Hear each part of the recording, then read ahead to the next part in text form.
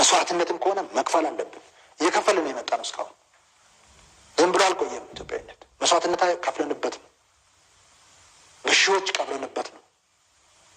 እንደ ትውልድ ተዋርደንበት ነው ያቆየነው ሀገር ነው። ካሁን በኋላ የሚከፈለው መስዋዕትነት ከፍለን ኢትዮጵያን ማስቀጠል ግን መብቶች፣ ጥያቄዎች እንዳይነሱ የብሔር ጭንብል ላዩ ላይ የታሰረ የሃይማኖት ጭንብል ላዩ ላይ የተሸፈነ የሚደረግ ጨዋታ መጨረሻው ጥፋት ነው። ጥላቻ ደግሞ አደገኛ ነው። አማራን የሚጠላ ሰው ራሱ ነው የሚጠላው። ትግራይን የሚጠላ ሰው ራሱ ነው የሚጠላው። ኦሮሞን የሚጠላ ሰው ራሱ ነው የሚጠላው። ግን አንድ ነገር ማረጋግጥላቸው ኢትዮጵያ ትበለጽጋለች። ኢትዮጵያ ህልሞቿን ታሳካለች። ኢትዮጵያ የሚፈለገው ደረጃ ላይ ትደርሳለች። አንድነት፣ እኩልነት፣ ወንድማማችነት ይረጋገጣል።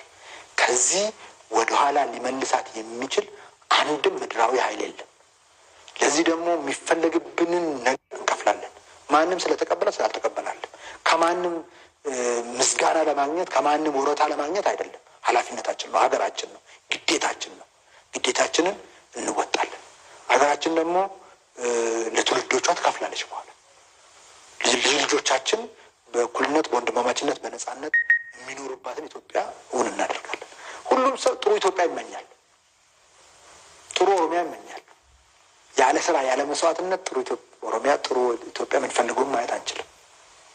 ለዛ ለምንፈልገው ነገር የሚመጥን ስራ መስራት ከእያንዳንዳችን ይጠበቃል። ለሱ ደግሞ የተግባር ሰው መሆን ያስፈልጋል። የጠራ አስተሳሰብ ሊኖር ይገባል። ሁሉን ነገር በህዝብ ጥቅም ማዕከል አድርጎ መመዘንን ይጠይቃል።